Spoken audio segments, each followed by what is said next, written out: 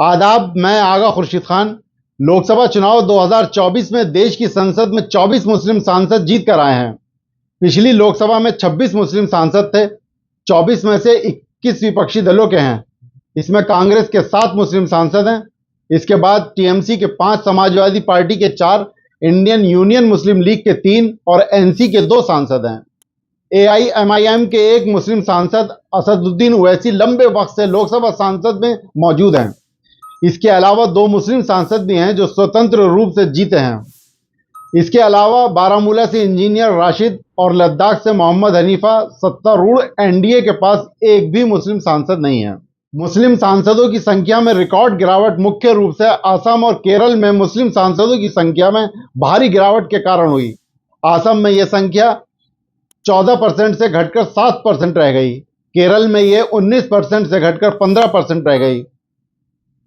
उत्तर प्रदेश में भी 2024 में इंडिया गठबंधन के बहुमत से जीतने के बावजूद राज्य में मुस्लिम सांसदों की संख्या में मामूली गिरावट दर्ज की गई, जो पिछली लोकसभा में 8% थी, जो 2024 में 5% रह गई। 18वीं लोकसभा में मुस्लिम सांसदों की संख्या 6 दशकों में सबसे कम है। देश की आबादी में मुस्लिम समुदाय के लोगों की संख्या 14% से ज्यादा होने के बावजूद वर्तमान में इसके सदस्यों में 5% से भी कम मुस्लिम हैं। कुल मिलाकर वर्तमान में लोकसभा में 24 मुस्लिम सांसद हैं। यह रिकॉर्ड निम्न स्तर तब है जब मौजूदा लोकसभा में दूसरी सबसे बड़ी पार्टी भारतीय राष्ट्रीय कांग्रेस के मुस्लिम सांसदों की संख्या में काफी बढ़ोतरी हुई है। हालांकि यह भी सच्चाई है कि कांग्रेस पार्टी से ही सबसे अधिक मुस्लिम प्रत्याशी जीतकर संसद पहुंचे हैं और कांग्रेस पार्टी ने ही सबसे अधिक मुसलमान प्रत्याशियों को मैदान में उतारा था। 1980 में रिकॉर्ड 49 मुस्लिम सांसद चुने जाने के बाद और 1984 में 45 मुस्लिम सांसद चुने जाने के बाद लोकसभा में मुसलमानों की संख्या कभी भी 40 से अधिक नहीं हुई। पिछले 3 लोकसभा चुनावों में मुस्लिम सांसदों का अनुपात 5% से नीचे चला गया, जबकि 2011 की जनगणना के अनुसार कुल आबादी में मुसलमानों की हिस्सेदारी 14% है, लेकिन संसद में उनकी हिस्सेदारी 5% से कम रही है। साल के चुनावों में राजनीतिक दलों ने देश भर में 78 मुस्लिम उम्मीदवार उतारे, जबकि 2019 में यह संख्या 115 थी। हालांकि मुस्लिम उम्मीदवारों में से लगभग 31% ने जीत हासिल की, जबकि 2019 में यह संख्या 23% थी।